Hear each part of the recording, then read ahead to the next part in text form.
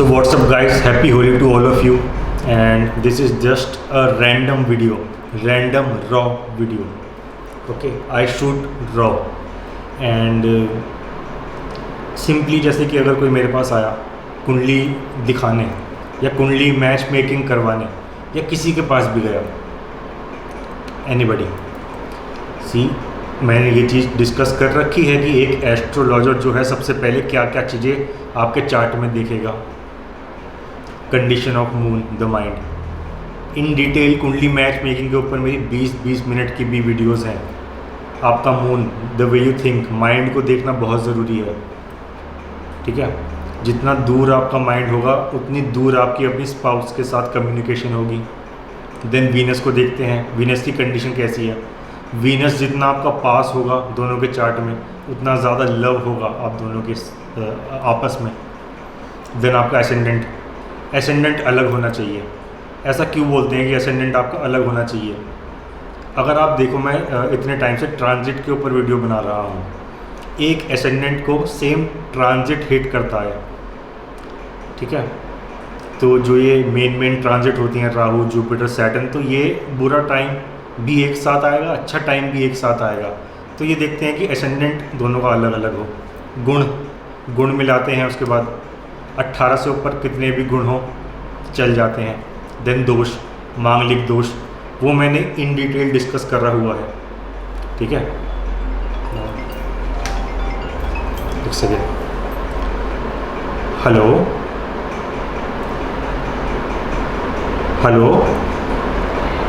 Sir, happy Holi, कैसे हो आप? मैं तो आपका वेट कर रहा था, आपके लिए मैंने काजू कतली और गुंजिया मंगाई थी, आप आओगे, आप आए नहीं। जी, तो सर आओगे, आप आ जाओ, आ जाओ, हम आ जाते हैं, बताओ, मैं आ जाता हूँ। जी, चलो ठीक है, आ जाओ सर, वेट कर रहे हैं जी। तो कहाँ था मैं? एसेंडेंट हो गया। एसेंडेंट, हाँ, टाइम अलग अलग टाइम पे बुरा टाइम और अच्छा टाइम का डिफरेंस देखते हैं। देन उसके बाद गुण का मैंने आपको बता दिया, मंगल दोष का मैंने आपको बता दिया। एक्टिवेशन टेक्निक कैसे देखते हैं? सी, मैं कहता हूँ कि ठीक है कि अगर आपको किसी के साथ लव है एंड आपका पेंडिंग कर्मा है उस पर्सन के साथ, you were destined to meet that person, and ये आपका कर्मा है। बिगेस्ट कर्मा क्या होता है? शादी का, किड्स का। लेट से एक पर्सन है जिससे आपकी शादी होने वाली है, उस पर्सन का एसेंडेंट आप देखो, एसेंडेंट क्या है। जैसे कि उस पर्सन का एसेंडेंट है टॉरस, है ना। अब शादी करते के साथ ही आपका टॉरस एक्टिवेट हो जाएगा, चाहे वो कहीं पे भी बैठा हो। अपने चार्ट में देखो आप टॉरस कहाँ पे है, तो वो वाला हाउस। देन देखो वीनस कहाँ पे है, वो वाली चीज़ें आपकी बहुत ज़्यादा ऐसे एक्सपेंड करेंगी। अब ज़रूरी नहीं है कि वो अच्छी ही हो। 4th हाउस में बैठा है तो आपके व्हीकल और लैंड एक्टिवेट हो गया। 6th में है तो आपकी बीमारियां भी एक्टिवेट हो सकती हैं, लोन, डेप्थ। 8th हाउस में है तो देन 12th हाउस, समझ रहे हो, अकॉर्डिंगली कि वो अच्छा रहेगा, मीडियम या बहुत अच्छा रहेगा। Same with kids. See, kids भी आपका डीएनए है, आपका पार्ट है, आपका पेंडिंग कर्मा है। जैसे कि आपके किड्स हो गए, अब किड्स का जो एसेंडेंट है वो भी आप देखो, वो एसेंडेंट आपके चार्ट में कहाँ जा रहा है, वो चीज़ ऐसे एक्सपेंड हो जाएंगी। ठीक है, सो यस, ये एक्टिवेशन टेक्निक्स होती हैं। आप देखो, अगर आपकी शादी हो रखी है आपको पता लगेगा। बट देन आप एक बात समझो, जैसे कि पहले मैं ब्लंटली सबको बता देता था कि नहीं, ये इस टाइम पे ऐसे ऐसे डाइवोर्स होगा, इस टाइम पे एक्सीडेंट हो सकता है, इस पर्सन से शादी मत करो, लाइफ अच्छी नहीं चलेगी। देन अभी भी कई बार मैं बोल देता हूँ, इतने टाइम से ये चीज़ मेरे को नहीं समझ में आई थी, मेरे को अभी सडनली ऐसे हिट करी। एंड ये फैक्ट बात है, ये मैंने सीखा है, बहुत सालों में मुझे समझ में आया है। अगर आप किसी एस्ट्रोलॉजर के पास गए, उसने कहा इस पर्सन से शादी नहीं करनी, आपने नहीं करी, तो वो कर्मा आपका नेक्स्ट लाइफ पे शिफ्ट हो गया। ठीक है, एंड ये सच्ची बात है। कोई मेरे पास आया, मैंने कहा नहीं, ये बिल्कुल ठीक पर्सन नहीं है, एंड उससे शादी मत करो, आपने नहीं करी, वो कर्मा आपका नेक्स्ट लाइफ में शिफ्ट हो गया। एस्ट्रोलॉजर का भी कर्म बंध गया, इन्होंने रोकी थी जी। कार्मिक डेप्थ तो पे करनी होती है, एंड शादी सबसे बड़ी कार्मिक डेप्थ है, seriously. So as an astrologer, that's why मैं सेशंस वगैरह बहुत कम लेता हूँ। मैं डायरेक्टली चीज़ें मैंने बतानी बंद कर दी हैं, ब्लंटली।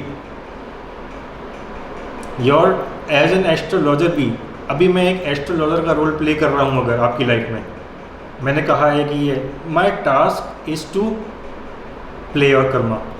अपना जो कर्मा है वो आप प्ले करो, let you play your karma, ये मेरा टास्क है, ठीक है। किसी के साथ आपका ब्रेकअप हो गया, सी कार्मिक साइकिल है। पास्ट लाइफ में पास्ट लाइफ में आपने उनको छोड़ा होगा, इस लाइफ में उन्होंने आपको छोड़ दिया, कार्मिक साइकिल है, ठीक है। वीनस आपका चला गया 6th में, देन आपकी शादी हो गई। आप ये बात समझ जाओ कि लव लाइफ में आपका कोऑर्डिनेशन नहीं रहेगा। 8th हाउस में वीनस जा रहा है तो भी आपका कोऑर्डिनेशन नहीं रहेगा। आप जो सोच रहे हैं, आपके पार्टनर की थिंकिंग बिल्कुल डिफरेंट है उससे, वो किसी और चीज़ों में ही लगे हुए हैं। यानी ये आपका सच है, सच आपने जान लिया तो आप फ्री हो गए। देन अगर हम बात करें कि कार का एक फीमेल के चार्ट से अगर हम देखें तो स्पाउस, हस्बैंड कौन है? मार्स। जुपिटर तो आप हो गए। जुपिटर अगर आपका जितनी दूर है मार्स से, उतना डिस्टेंस आपका रहेगा अपने स्पाउस के साथ।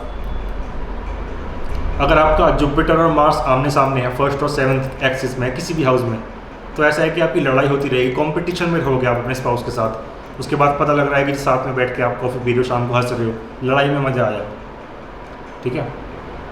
तो ये है। सेम वे हम एक मेल के चार्ट में कैसे देखेंगे वीनस और जुपिटर का डिफरेंस, क्योंकि एक फैक्टर नहीं होता, बहुत सारे फैक्टर होते हैं। एंड देन आप ये भी चीज़ देखना कि जो मैंने अभी बताया एक्टिवेशन टेक्निक, जो आपके स्पाउस का D1 चार्ट में जो एसेंडेंट है, वो आप अपना नवांशा में भी देखो। सी लोग कहते हैं कि नहीं 7th हाउस मैरिज का है, सी ज़रूरी है। 7th हाउस, 7th लॉर्ड, धाराकार का, ये सब देखना होता है। लेकिन एक्चुअल में जो स्पाउस है, ये तो आपका एग्रीमेंट हो गया, एक्चुअल में स्पाउस आपका 9th हाउस है। इसीलिए 9th हाउस को जब हम सर्जिकली ओपन करते हैं तो वह नवांशा चार्ट होता है। तो आप D9 चार्ट में भी देखोगे उनका एसेंडेंट आपके D9 चार्ट में कहाँ एक्टिवेट हो रहा है, वो चीज़ एकदम से राइज करेगी। दोनों को देखना होता है, ठीक है। So yes, happy Holi. And कोई भी आपकी दिक्कतें हों, ज़्यादा टेंशन लेने की ज़रूरत नहीं है। We all are here paying our past life karma, that's it, ठीक है। Bye, take care.